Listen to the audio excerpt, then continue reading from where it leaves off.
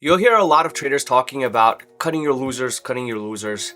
But in today's video, I'm gonna show you guys why it's important to cut your losses at your set stop loss. Because when you have that winning trade, you wanna have that losing trade's impact as least as possible. So if you're setting your stop losses at 10%, 15%, 20%, you wanna make sure you're executing and closing your trade at that set stop loss. Because if on an average you have winning trades of 30%, 40 or 50%, right? That single winning trade will be able to bring you to break even or green even after having two losing trades. But the important part is going to be as long as you close your losing trade as quickly as possible, then the winning trades are gonna matter.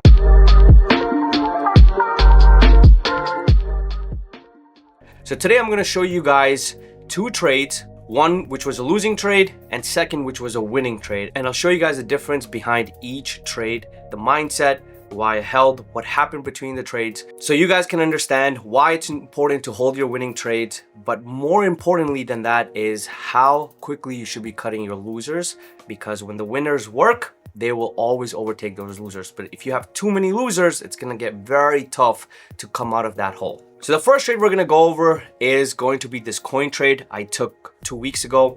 It was on a Thursday, December 4th. A couple of things to remember about trades that you take on Thursday. They have something called Theta Thursday, which means theta for the weekly contracts tend to affect the premiums much more aggressively. So where your typical stop loss, you're losing, let's say about 10, 15%. Add 5 to 10% on top of that if your set stop loss is at the same price point, because premiums are going to take a bigger hit than what they would on Monday, Tuesday, or Wednesday. So I took the trade once we actually pulled back from that pre-market high, and it was coming back towards that pre-market high, which was roughly around 278, right? So you guys see we broke out and then we pulled back. So the next candle, which was coming for the retest, this is where I was looking for an entry.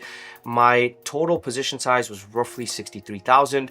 Loss was around 14,000, which was slightly above what I should have lost, right? My stop loss was around $3.50, roughly give or take around 15%, but I ended up with 23% loss on this particular trade. I was okay losing around 10,000 and change based on my stop loss. But because of Theta Thursday and premiums taking too much of a hit on the pullback, right?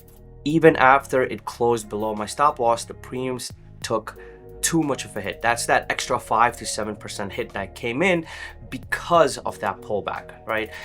And because of that IV crush, Theta being more aggressive. Now, if you translate this trade to 0DT, which is Friday, the same entry, same exit, same exact everything, right? It wouldn't have been 23%. This would have been roughly 30 to 35% loss, because now you have less time till expiration. But regardless, I was able to close the trade overall on 23% loss, because on an average, when I have a winner, which works out very well, I have price action for giving me follow through, I tend to hold that trade for a net profit of anywhere between 50 to 70%.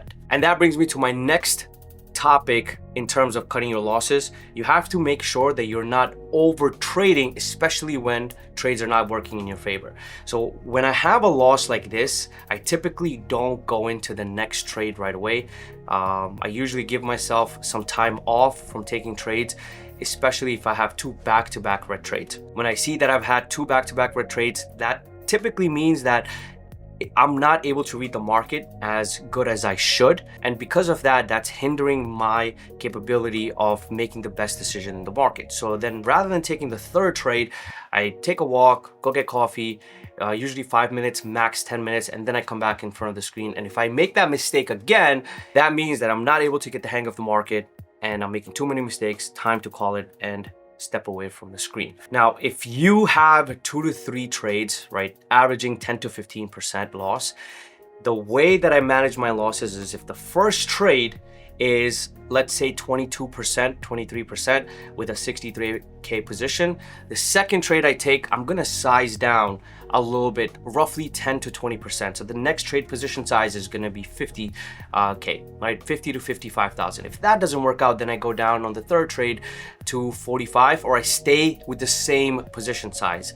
I never increase this position size if I'm wrong on the first trade, right? In order for me to increase this position size, I have to make some sort of profit. I have to be green on the day, so that if I make a mistake, if I have that 20% loss on a higher position size, I can take that hit from the winning trades that I've taken. But if I have back-to-back losing trades, it just doesn't make sense to increase the position size, because if I increase this position size by, let's say, 20K, right, this loss of 14,000 is going to increase of roughly somewhere around 20,000 or slightly higher. Right now, in order for me to make that back on a 60K position, I have to make at least 35% in order for me to break even. Right now, you have to work extra hard to make that money back. So these are some of the things that I do whenever I have losing trades, and everybody has losing trades. It's just how well you can manage those losing days or losing trades,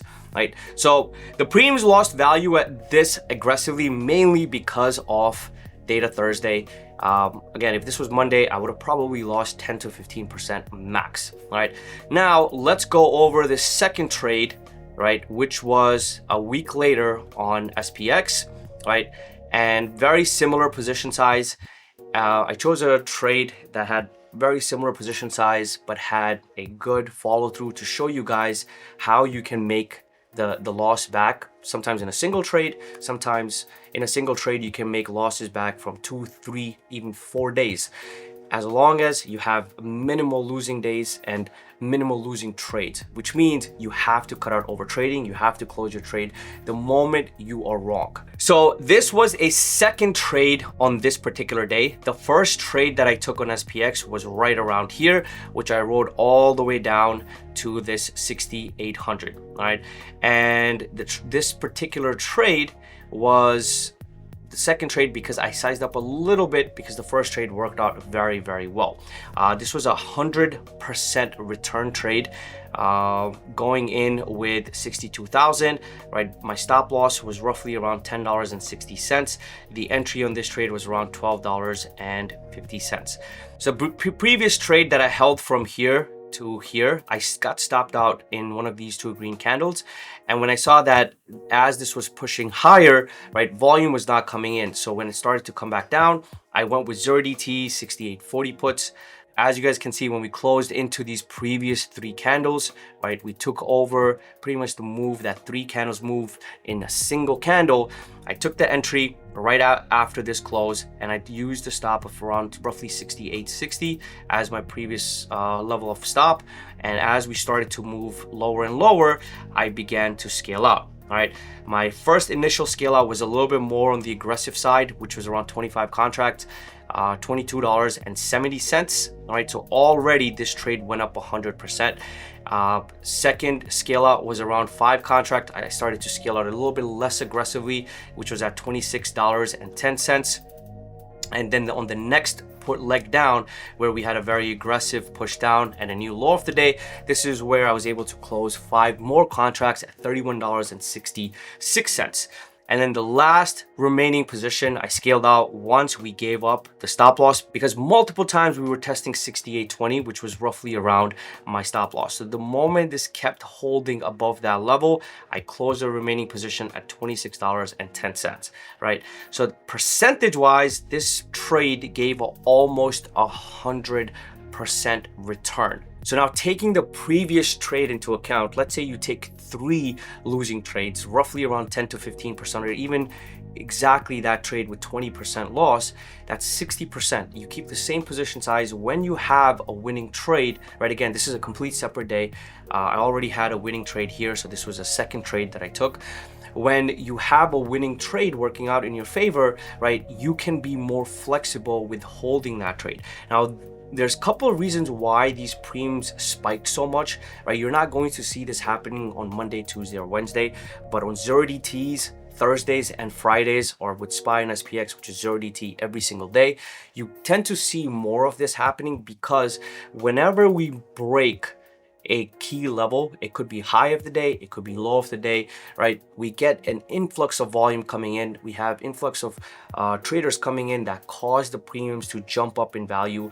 The IV usually goes up, which is the implied volatility. Also, VIX starts to shoot up every time SPY sells off.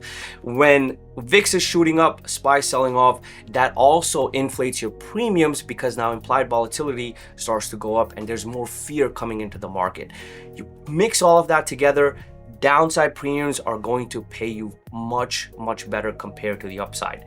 So in this particular trade, as you guys can see, the initial scale out, which was $22.70, roughly around 70-80% return here. Next scale out was at $26, which was a little bit over 100% return on that particular scale out position. And as we move further and further away, I started to get less aggressive with the scale outs, right? Because now I'm in a very comfortable position where I don't have to close the full trade out. And the reason why I scale out is in the current market, you're not really seeing that many follow throughs. You have market making high of the day, the first 30 minutes. Towards the midday, you have market making low of the day, and towards end of the day, we're starting to retrace back to high of the day. So at that point, it's much better to scale out, lock in some profit so you can hold that trade as long as possible. Now, if I was holding the full position, obviously the return would have been much higher. But the thing with holding full position is, again, the way I just explained, market doesn't give clean follow throughs. These are very rare days where market continues, and then even if you look towards the end of the day, it pretty much chops around. It doesn't really continue, and then we start to make our way back towards the upside. So closing your trades out when you hit a stop as quickly as possible is always going to be the key thing that's going to help you when the trades are working out in your favor. So hopefully this video was helpful. Comment below what other type of content you guys want to see being posted here. Also, we're going to be doing a small account videos for you guys, a series coming in most probably in the next week or two. I'm posting the link in the description below. You guys can sign up for that. The webinar is going to focus mainly on how you can grow your account trading options. I know a lot of people are struggling with that. I've been getting a lot of messages on my social media. So if you're one of them, sign up and I'll see you guys on that webinar.